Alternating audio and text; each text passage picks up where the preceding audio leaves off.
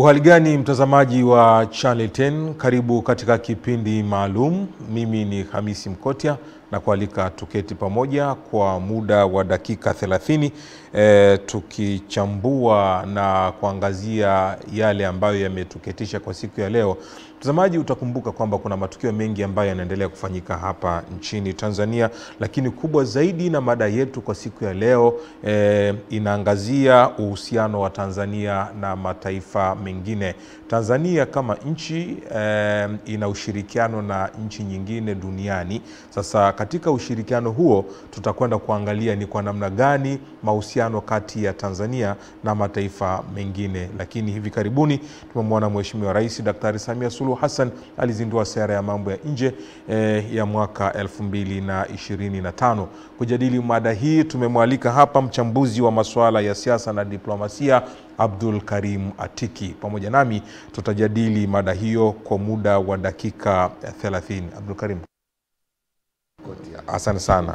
Naam, kwa kuwa mada yetu inazungumza kuhusu uhusiano wa Tanzania na mataifa mengine, nini maana ya dhana ya uhusiano kati ya nchi moja na nchi nyingine na dhana nzima ya diplomasia?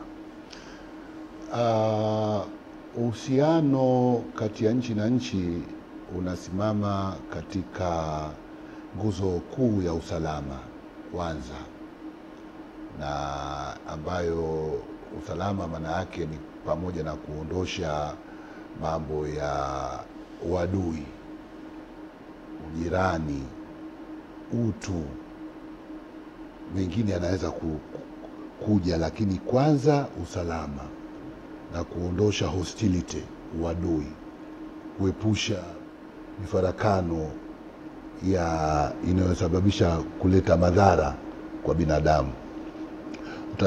Utatizama kwa mfano siku za nyuma kabisa, wakati tunapata uhuru, wakati ule kabla haijakuwa hata Tanzania, wakati ikiwa Tanganyika, kulitokezea mauaji ya aliyekuwa waziri mkuu wa nchi ya Kongo, ambao sasa hivi Kongo DRC, Patrick Lumumba.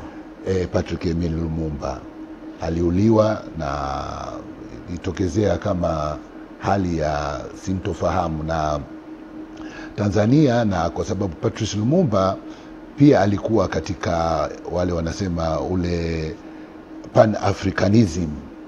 Kwa hiyo wale wagombania uhuru wote wakiongozwa na Kwame Nkrumah na Mwalimu Julius Kambarage Nyerere na viongozi wote wakati ule kina Sekou Toure na kadhalika, walikuwa na mshikamano fulani. Ule utamtaja Nnamdi Azikiwe wa Nigeria na wengineo.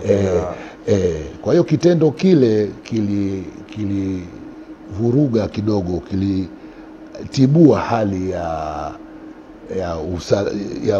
mahusiano kati ya Tanganyika na nchi ya Kongo kipindi kile.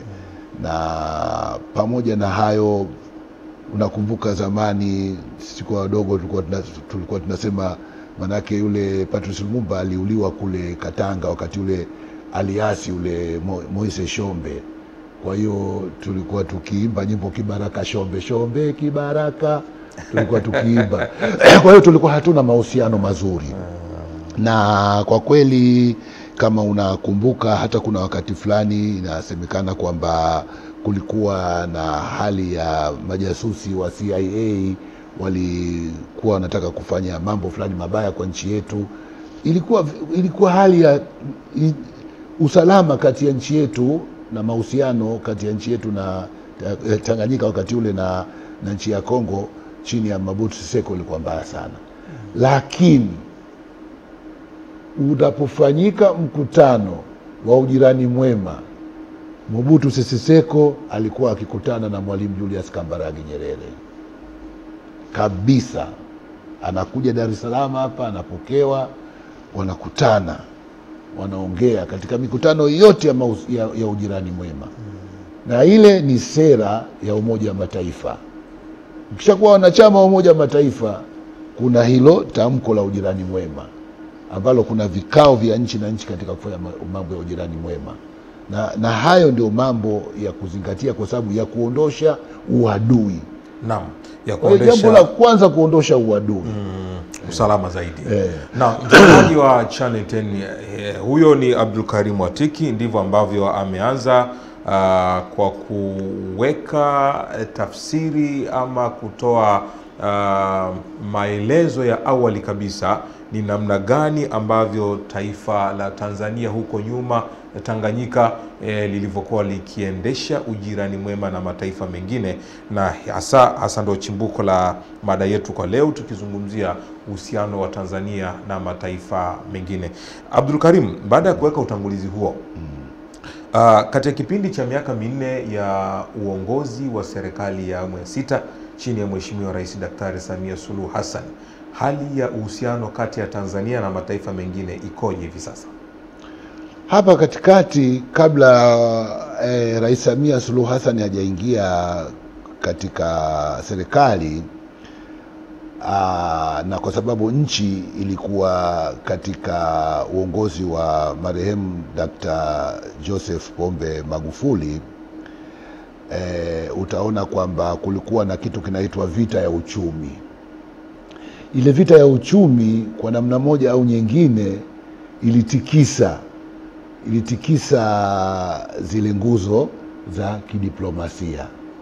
Ile vita yenyewe ya kiuchumi tu, sina haja ya kuirudia, lakini utaona Dr. John Joseph Pombe Magufuli jinsi alivyokuwa akisema katika hotuba zake mara kwa mara, na ilitikisa mifumo ya diplomasia.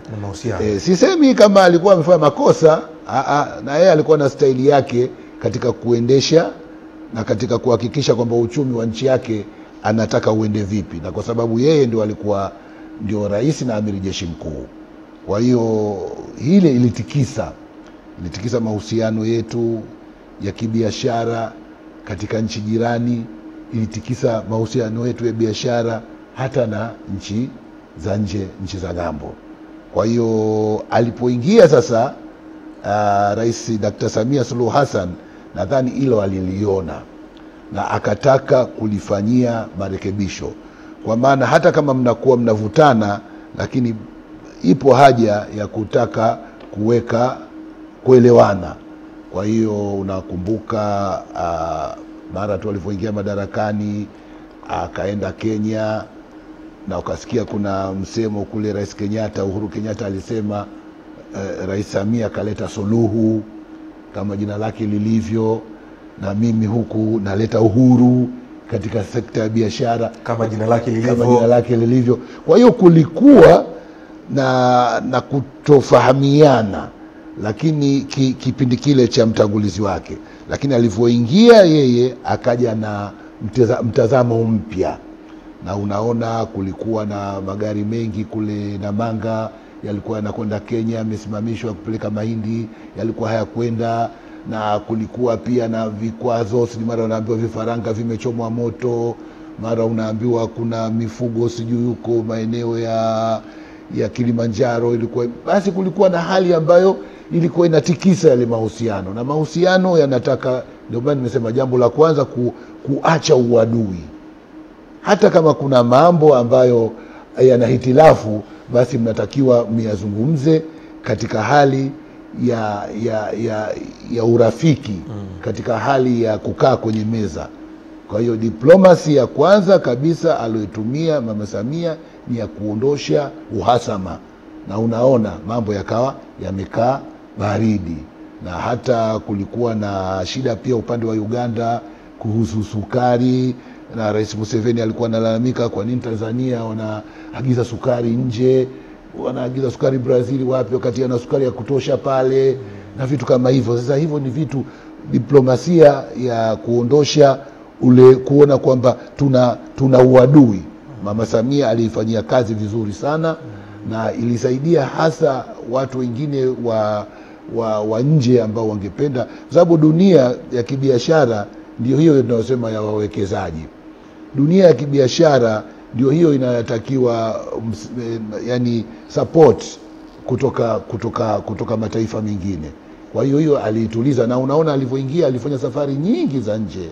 Alienda alisafiri sana kwenda nje, katika mataifa ya nje, kwenda kuweka mambo sawa. Kwa hiyo unaweza kuona kwamba hilo nalo pia alilifanyia kazi pale tu alipoingia katika ofisi. Naam, Abdul Karim, ili umezungumza hapa, tumeona kwamba katika uongozi wake mama amekwenda katika mataifa mbalimbali duniani, amesaini mikataba mbalimbali ya maendeleo ambayo ni neema kwa Tanzania. Miradi mikubwa ya kimkakati inafanyika hapa nchini Tanzania, amefungua ile milango ya mahusiano kama jinsi tunavyozungumza. Na kwa sababu tunazungumza kuhusiana na uhusiano wa Tanzania na mataifa mengine, kila uchao tunaona kwamba tunapoona wageni wanaingia na kutoka, leo kaingia rais huyu kaondoka, kesho kutwa rais huyu kaondoka, ile ingia toka ya viongozi wa mataifa mbalimbali duniani, hii maana yake nini? Hii maana yake, kwanza ikumbuke kwamba Tanzania ni nchi ambayo naweza kusema ina mali ghafi nyingi. Sisi tumesheheni mali ghafi katika nchi yetu.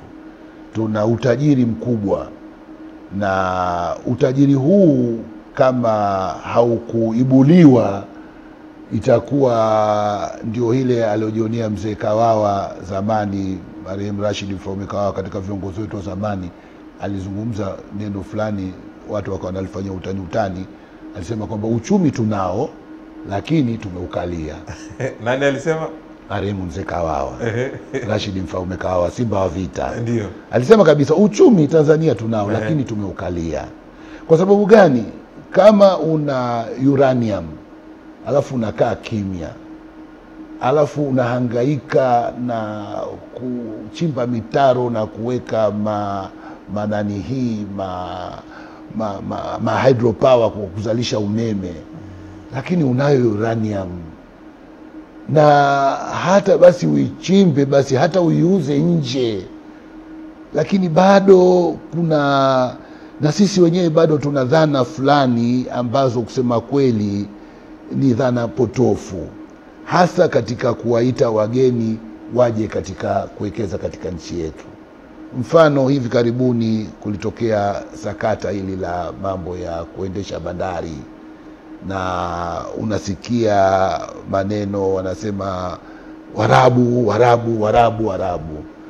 na inawekwa katika ile mambo ya kihistoria tu kwamba zamani Warabu walituuza, walifanya biashara ya utumwa, wakati biashara ya utumwa ilikuwa ni katika mambo ya si Warabu peke yake, hata hao wazungu wenyewe walikuwa wanafanya biashara ya utumwa, na watumwa ndio walikuwa wananunua. Soko kubwa la utumwa duniani liko Amerika, na ndio maana unaona huko walipelekwa wengi sana United States of America, na baadaye walivyoona washawatumia, ilivyoanza mambo ya Industrial Revolution, wakawatoa wakawapeleka Jamaica, wakapeleka Haiti, wakapeleka wapi, hawakuwataka tena pale. Lakini ukweli unabaki kwamba Waarabu ni watu ambao wamekamata uchumi wa ulimwengu. Hata Rais Donald Trump juzi amekwenda kaweka saini mikataba mingi Saudi Arabia, kwa sababu Saudi Arabia inaongoza katika uchumi mkubwa duniani. Waarabu wanaongoza katika uchumi mkubwa duniani. Hata ukitizama mfano, nilikuwa naangalia kwenye TV ile Luka nani, mchezaji wa Real Madrid ambaye anastaafu, unaangalia zile mechi, zile jezi zao Real Madrid zimeandikwa Emirates, lakini hata matimu makubwa kabisa ya Ulaya huko yanadhaminiwa na matajiri wa nchi za Kiarabu, kwa sababu wanawekeza, kwa sababu mpira ni industry inawekeza. Sasa mbona wale hawaoni kwamba manake Uingereza ndio walipiga marufuku biashara ya utumwa? Kwa nini sasa wasiwaambie Waarabu, nyinyi mliuza watumwa, hatuwataki? Kwa nini Waarabu ndio wawekezaji wakubwa sana katika industry ya pale? Sasa tuache hizo homa za kale za zamani. Tena sisi tuna uhusiano wa karibu. Kwa mfano, nchi kama Oman imeendelea sana katika teknolojia ya kuchimba mafuta, imeendelea sana katika teknolojia ya gesi na mambo mengi ya biashara. Wanakuja huku kwetu, wanatuona sisi ndugu zao. Hata Wangoni na Wahehe walipigana, si ndivyo bwana? Lakini sasa hivi ni watani. mbona hawaendelezi vile vita ya zamani? Ule uadui. Kwa hiyo diplomasia hii pia mama anaitumia, ameiona, anaitumia, na ndio hiyo unaona Marekani zaidi ya bandari 6 zinaongozwa na DP World. Hiyo Marekani yenyewe zaidi ya bandari 6 kubwa za Marekani zinafanywa kazi na DP World. Kwa hiyo unaweza kuona kwamba kwanza tuondoshe zile dukuduku, tuache mambo ya mambo haya ya udini, mambo sijui haya ya ukabila, tuangalie zaidi biashara. Dunia sasa hivi imefocus kwenye biashara. Naam. Mtazamaji wa Channel 10, kumbuka hiki ni kipindi maalum na mada hewani ni uhusiano wa Tanzania na mataifa mengine. Katika kujadili mada hii tumemwalika mchambuzi wa masuala ya kisiasa na diplomasia Abdul Karim Atiki. Ni mchambuzi mbobevu, ni mkongwe kama unavyomsikia mwenyewe akitoa maelezo yake haya. Na kumbuka, kwa sababu tunazungumza uhusiano wa Tanzania na mataifa mengine, mahusiano haya ya kinchi yanaongozwa na sera ya mambo ya nje.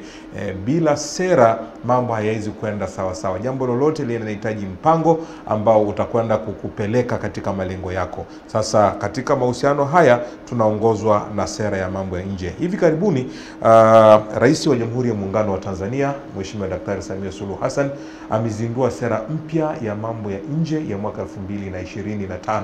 Wewe ukiwa kama mchambuzi, mtaalamu wa masuala ya diplomasia, ni sababu zipi zilizoifanya serikali ya Tanzania kupitia upya sera yake iliyodumu kwa zaidi ya miaka 20 na ikaamua kuja sasa na sera mpya ya mambo ya nje?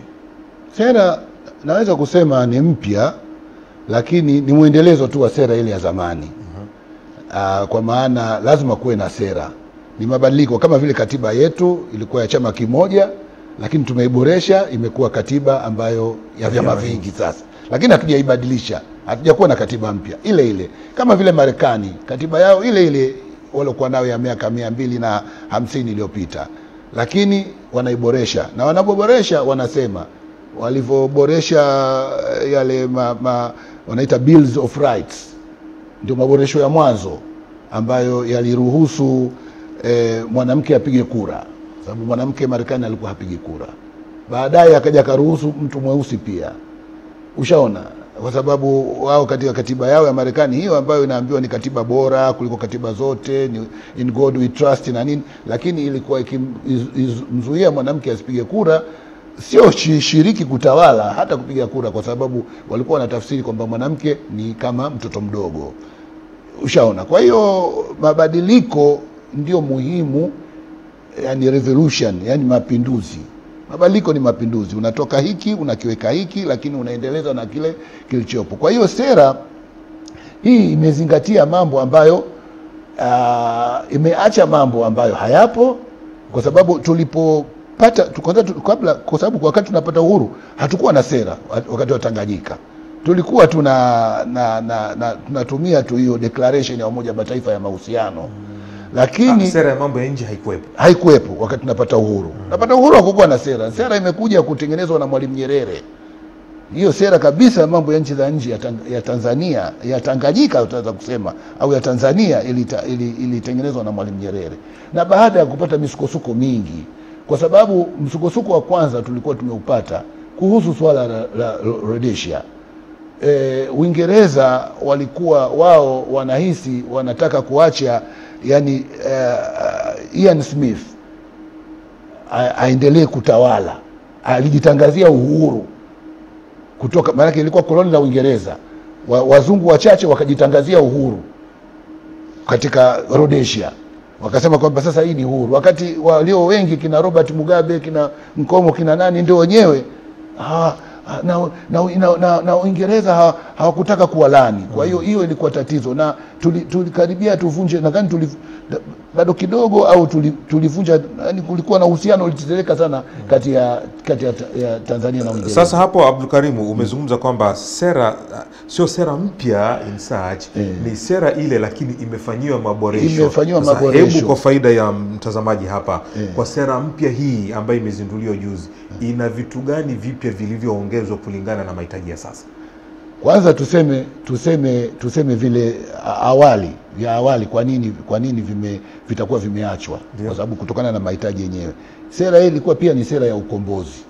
Wakati tunapata uhuru, Mwalimu Nyerere alisema kwamba uhuru wa Tanganyika hautakuwa na maana yoyote ikiwa kama uhuru kama nchi nyingine za Kiafrika zitakuwa bado ziko katika makucha ya ukoloni. Kwa hiyo sera ilikuwa ya ukombozi, na hata wakati inaanzishwa African Union, hii Umoja wa Afrika ambao zamani ilikuwa inaitwa Organization of African Unity, Mwalimu Nyerere alikuwa pia mwanzilishi wa umoja huo, alishawahi kuwa mwenyekiti pia. Kwa hiyo wakasema kwamba ikawa ndio sera ya Tanganyika katika kuhakikisha kwamba ya mambo ya nje, kuhakikisha kwamba Tanganyika au Tanzania inakuwa katika kinara katika mambo ya ukombozi, na kwa mstari wa mbele, itakuwa mstari wa mbele. Hilo la kwanza. Lakini la pili ambalo nadhani pia litakuwa limeboreshwa, kulikuwa na vita baridi kati ya kapitalisti na komunisti au socialisti. Kwa hiyo kulikuwa na bepari na ujamaa. Kwa hiyo kukawa na hali hiyo. Kwa hiyo sasa Warusi wanasema hivi, na mashariki Warusi na nchi za mashariki, na huku magharibi Waingereza, wa Marekani wanasema hivi. Kwa hiyo kukawa kama wao wakaanzisha hiyo non aligned. Ilikuwa ishaanzishwa, lakini Mwalimu alikuwa katika wale wanachama wa mwanzo. Hiyo sera ya kutofungamana na upande wowote. Unaona bwana, na hakukuwa na haya mambo ambayo sasa hivi kwa mfano imejumuishwa sasa hivi. Hayo ni mambo ya zamani. Imejumuishwa sasa hivi sasa. Ya kutofungamana imeimarishwa, ambayo hapa katikati ililegea. Kwa sababu mfano sisi tulikuwa tumejiweka wazi, tumejipambanua wazi kabisa kuhusu Polisario, kuhusu Spanish Sahara. Hispania walikuwa wanaitawala ile nchi ya Spanish Sahara. Wakaondoka, hawakuipa uhuru. Morocco, King Hassan akaivamia ile nchi. Wale Wasaharawi wakaanza kugombania. Sisi tukawatambua Wasaharawi. Tukawalaani wa Morocco kwamba wanachofanya kuivamia ile nchi inatakiwa ipate uhuru wake. Na huo ndio msimamo ulikuwa wa African Union. Na ndio msimamo wa Umoja Mataifa. Na Israel. Hapa tulikuwa na uhusiano mzuri na Israel. Tulikuwa na ubalozi wa Israel. Hata lile jengo lililolipuliwa la ubalozi wa Marekani mwanzo wake lilikuwa ubalozi wa Israel lile. Sasa balozi na tulikuwa na mahusiano nao mazuri tu, tukifanya mambo ya maendeleo mengi, wakishirikiana na sisi. Kilimanjaro hoteli imejengwa na wao, mfano ile jumba la ushirika hapo, majumba national jumba la kitega uchumi la bima, tulikuwa tunakwenda nao vizuri, na hata training pia za usalama za askari wetu. Lakini ikaonekana kwamba uzayuni ambao wa Israeli katika declaration ya Umoja Mataifa kwamba Palestina hiyo na nchi yao na Israeli hiyo na nchi yao. Kwa hiyo sasa Israeli kuvamia maeneo yale na kuchukua, Nyerere akaweka msimamo, akavunja uhusiano. Kwa hiyo unaweza kukuta hapa katikati tunaona tuna uhusiano na Morocco vizuri, tuna uhusiano na Israeli vizuri, sio jambo baya, lakini hatukuwa tena na msimamo huo. Na sera sasa hivi inaeleza sasa habari ya kulaani dhulma, kusimamia utu, kutizama haki za binadamu na uhuru wa kuzingatia vitu vinakwenda katika hali ya kibinadamu. Sera hii pia imejumuisha. Naam, sera hii imejumuisha mambo mengi. Abdul Karim, sera ya mambo ya nje pamoja na mambo mengine inasimama katika misingi ya kulinda uhuru wa Tanzania kama taifa kujiamulia mambo yake yenyewe na kulinda uhuru wa kisiasa. Katika eneo hili sera hii imefanikiwa kwa kiwango gani? Ndio misingi ya Wizara ya Mambo ya Nchi za Nje katika kulinda uhuru wetu na kuhakikisha raia wetu wanakuwa salama, sio ndani tu ya Tanzania, hata wale waliokuwepo nje ya Tanzania. Na hili ni jambo ambalo linazingatia haki za binadamu, na hata utaona pasipoti zetu zimeandikwa kwamba hata kama upande ule ubalozi wa Tanzania haupo, lakini umeambiwa unaweza nchi gani ambazo zina uhusiano mzuri na sisi ambazo unaweza kupata hifadhi pale na kupata msaada. Kwa hiyo na hali ya sasa hivi ya hii pia imezingatia hali ya kiusalama katika eneo letu hili la Maziwa Makuu. Hali ya kiusalama kidogo imekuwa tete, na hali ya mivutano unaona huko mashariki mwa Kongo, umeona huko Sudani Kusini, umeona huko hali ya Burundi pia kumekuwa na hali kama hiyo. Kwa hiyo imeonekana dhahiri kwamba sasa sera hii ieleze, ipambanue, ijionyeshe dhahiri shahiri kwamba sisi tukoje katika hali ya majirani zetu, ijionyeshe dhahiri kabisa kwamba sisi tukoje katika hali ya kusimamia haki against dhulma. Imeweka wazi kabisa. Sasa kwa haraka Abdul Karim, kwa sababu muda sio rafiki, kwa kuwa sera ya mambo ya nje inasimama katika misingi ya kulinda uhuru wa Tanzania kama taifa ya kujiamulia mambo yake yenyewe na kukataa kuingiliwa na mataifa mengine. Hivi karibuni hapa kuna ili sakata lilijitokeza la wanaharakati wa Kenya wakiongozwa na mwanasiasa mkongwe Martha Karua kwa kuingia nchini kwa ajili ya kufanya hizo vurugu. Na mama amesimama imara katika kulinda misingi ya taifa lake la Tanzania na kukataa kuweza kuingiliwa na mambo mengine. Akatoa maelekezo kwa vyombo vya dola pamoja na Wizara ya Mambo ya Nje. Hili unalizungumziaje? Kumekuwa na tafsiri potofu kwamba Jumuiya ya Afrika Mashariki inaweza ikaruhusu mtu wa labda Sudani Kusini akaja akafanya mambo yake mengine au akajishughulisha katika mambo yetu mengine kwa mwamvuli wa Jumuiya ya Afrika Mashariki.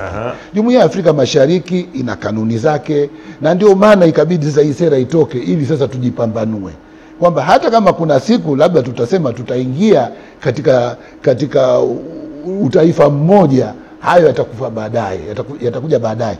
Lakini kwa sasa hivi sisi tunayo mambo yetu, na Kenya na Uganda wanayo mambo yao.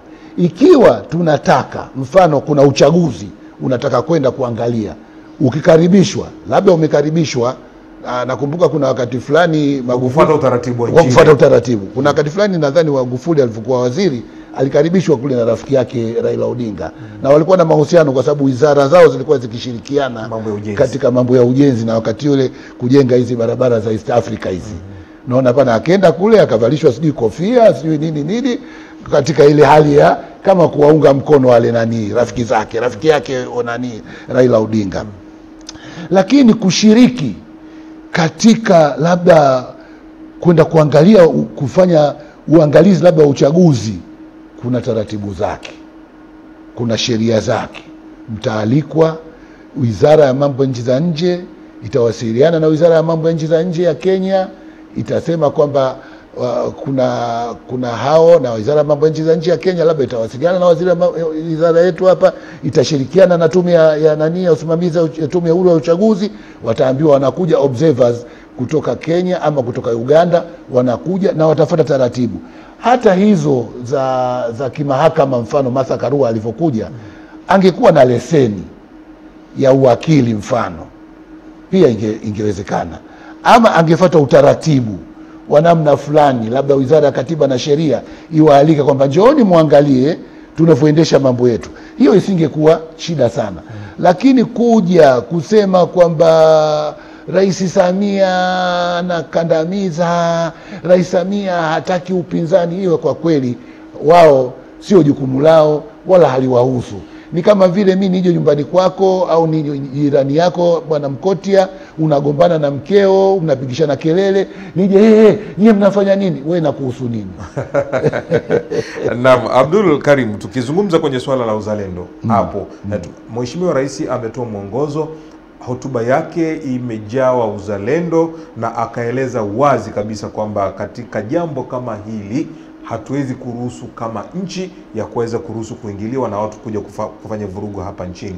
Lakini katika hili tu jambo, kuna baadhi ya watu wengine wanaona kwamba ni sawa ama si sawa. wewe kama mchambuzi unazungumziaje kuhusiana na wito wako kwa Watanzania juu ya dhana nzima ya uzalendo na kuipenda nchi yao? Wakati Waganda, wakati wa utawala wa dikteta Idi Amin alivovamia eneo la Kagera na akateka eneo lile lote, akavunja na daraja lile. Daraja ilivunjwa, inasemekana kwamba explosive, yani ile milipuko iliyovunja ile daraja ilibidi itoke nje ya nchi ya Uganda, kwa sababu ilikuwa ni dhamira mbaya kweli kweli ambayo ilikuwa amekusudia kuchukua kipande cha ardhi ya nchi yetu, karibu square meters 400, square miles 400 au square kilometers 400 kama si yakosea. Lakini jeshi na amiri jeshi mkuu alipotangaza, tuliona sisi tunakumbuka,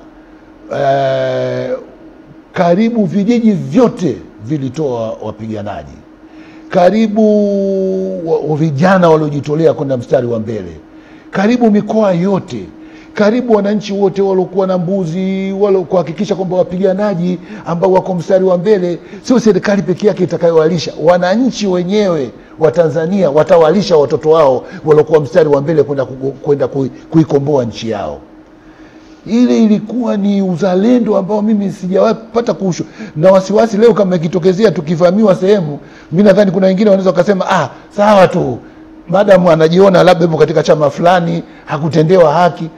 Chama ama upo katika mlengo fulani ama umekosa haki yako fulani katika namna yoyote, haikufanyi wewe uikane nchi yako, haikufanyi wewe uzalendo. Yani unatakiwa ujitolee, umwage damu ya nchi yako kwanza. Kama kuna mambo mengine huku ya ndani ambayo mnatofautiana, mtayashughulikia baadaye, lakini ulinzi wa mipaka, ulinzi wa taifa, solidarity ya taifa, ile hali ya kujitolea kwa taifa, ile haina kipimo wala haina ulinganishi wa hali yoyote, wala hauna itikadi za kisiasa, wala haina itikadi ya aina yoyote. Kwa hiyo unaweza kuona kwamba sasa hivi baadhi ya vijana Gen Z labda hivi nini wanaona, hata wengine wanasema bora mkoloni, wakati hata mkoloni wenyewe hawamjui. Hata ile hali ya ukoloni wenyewe lazima hata basi hawajibidiishi kusoma kuangalia huo ukoloni maana yake ulikuwa nini. Kwa hiyo hilo nalo ni tatizo, na bado inatakiwa jitihada kubwa ifanyike kwa waandishi wa habari mashuleni, wapi kama vile wanavyosema kwamba wanatoa elimu kuhusu tangu wa vijana wakiwa mashuleni kuhusu ubaya wa rushwa, sijui ubaya wa nini na nini na nini, lakini pia na uzalendo lio labda ni somo maalum kabisa la kuhakikisha kwamba uzalendo unakuwa 100%. Wewe unaona uzalendo wa watu wa Gaza jinsi wanavyopigwa na kuuliwa, lakini angalia bado wanasema free Palestine, we are Palestinians, tupo hapa. Wamenyimwa chakula karibu miezi 4, kuna starvation ya ajabu, wanaambiwa waondoke, labda wapelekwe sijui nchi ya kigeni nyingine wakakae. Amesema haondoki mtu, mpaka watoto wadogo. Ule ndio mfano wa uzalendo watu wanatakiwa waangalie. Hakuna usaliti kule, hakuna. Watu wamekubali kabisa kujitolea muhanga, kuifia nchi yao. Familia nzima inauliwa, mtu anauliwa, babake, mamake, anabaki yeye, anabaki mtoto, lakini anasema free Palestine kwa sababu ya uzalendo. Anasema sisi tuko Gaza, tutabaki Gaza, tutaendelea kuwa wana Gaza, hatuende. Trump amesema anataka kutengeneza pale beach ya watalii waje wapumziki, wafurahi na nini na nini na nini, wamesema haondoki mtu. Kwa hiyo uzalendo ni kitu ambacho hakiwezi kulinganishwa na kitu chochote, hakina mzani wa kupima. Uzalendo ni nafsi, ni roho yako.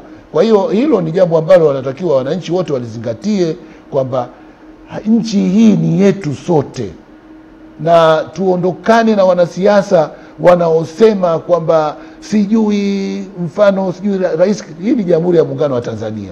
Rais Mwinyi alitawala hapa, ametokea Zanzibar, lakini ukiangalia asili ya watu wa Zanzibar wote wako huku, asili yao. Hata Aboud Jumbe, hata Karume, wote wako huku. Kwa hiyo uzalendo, kwa sababu nchi yetu Tanzania, Sisi ni Watanzania, tubaki kuwa Watanzania, tuihifadhi na kuilinda Tanzania. Nakushukuru sana Abdul Karim. Asante sana. Naam, mtazamaji wa Channel 10 kilicho bora kabisa. Huyo ni Abdul Karim Atik, mchambuzi wa masuala ya kisiasa na diplomasia. Mada kwa siku ya leo tulikuwa tunaangazia uhusiano wa Tanzania na mataifa mengine, na kumbuka hiki ni kipindi maalum mtazamaji, ambapo tulikuwa tukiangazia hayo, na amezungumza hapa mchambuzi Abdul Karim Atik. Na kwa kweli kama taifa la Tanzania na Watanzania kwa ujumla, tunapaswa kumunga mkono rais wetu wa Jamhuri ya Muungano wa Tanzania Mheshimiwa Daktari Samia Suluhu Hassan katika kuhimiza na kusimamia misingi ya uzalendo na kuheshimu misingi ya kisheria, ili kama taifa la Tanzania liendelee kubaki kuwa salama na liwe na umoja, ili tuweze kusonga mbele. Hadi wakati mwingine, mimi ni Hamisi Mkotia. Kazi na utu, tunasonga mbele. Asante na kwaheri kwa sasa.